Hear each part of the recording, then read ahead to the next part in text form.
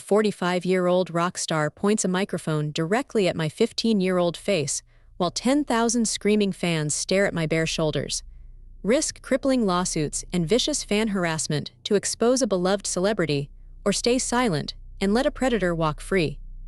The answer hides inside a deleted cell phone video that proves his spontaneous outburst was a calculated cover-up. The bass vibrates through the sticky concrete floor and travels straight up my shins. I am 15. I stand in the front row clutching a fresh black cotton band shirt. The air smells like stale beer, cheap perfume, and ozone from the pyrotechnics. Jax grips the microphone stand. He screams for the crowd to take off their shirts. The women around me unhook their bras, exposing their chests to the blinding stage lights. I keep my own top zipped to my collarbone. I grab the new merch shirt by the hem and swing it in wide circles above my head. I join the rhythm without exposing my skin. He stops the music. A sharp feedback whine rattles my teeth.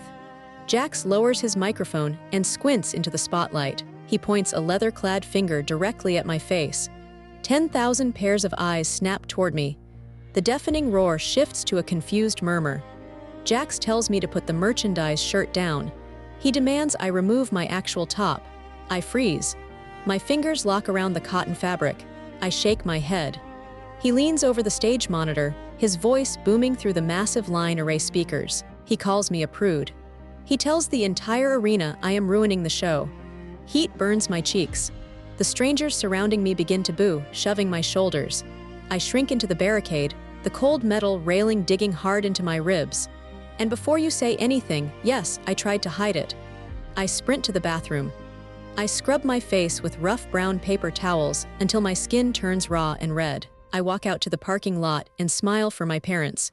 I bury the memory under layers of high school homework and college applications. 10 years pass. I am 25 now, sitting in my dark apartment watching old tour documentaries. The blue light illuminates my face. A cold realization locks my jaw. Jax was not just randomly hyping the crowd. He bypassed the adult women in the pit and scanned the front rows. He specifically targeted a 15-year-old girl. I type his name into search engines and find forums where other women discuss the exact same tour. They describe identical shaming incidents.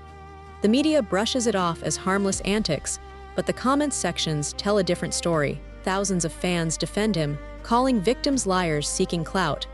Parasocial fandom protects predators. I pull up arena blueprints on my screen. I measure the exact sightlines from the barricade to the stage elevation, tracing digital lines with my cursor. The math is undeniable. Based on where I stood, he had a direct, unobstructed view of my face.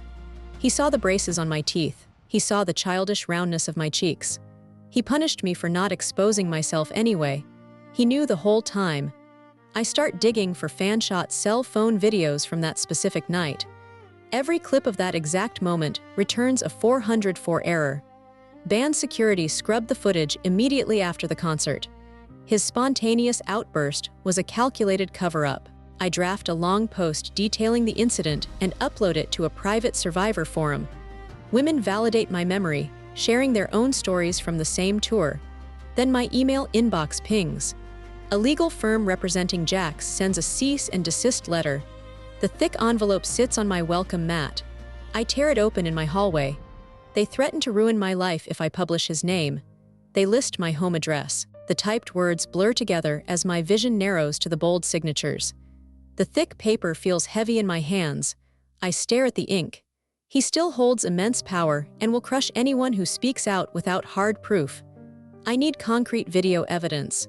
I sit back down at my glowing monitor and open a new search tab. The cursor blinks in the empty search bar, waiting for the exact timestamp of my humiliation. Chloe was 15. Jax was 45. Jax ordered the audience to remove their shirts. Chloe complied with the spirit of the command by swinging her purchased merchandise shirt, preserving her bodily autonomy. Jax, exhibiting pathological entitlement, noticed this boundary. Rather than accepting her compliance, he engaged in coercive public shaming. He singled her out in front of 10,000 people, ordering her to lower the merchandise shirt and scolding her for refusing to expose her body. This is a classic display of narcissistic injury met with punitive retaliation.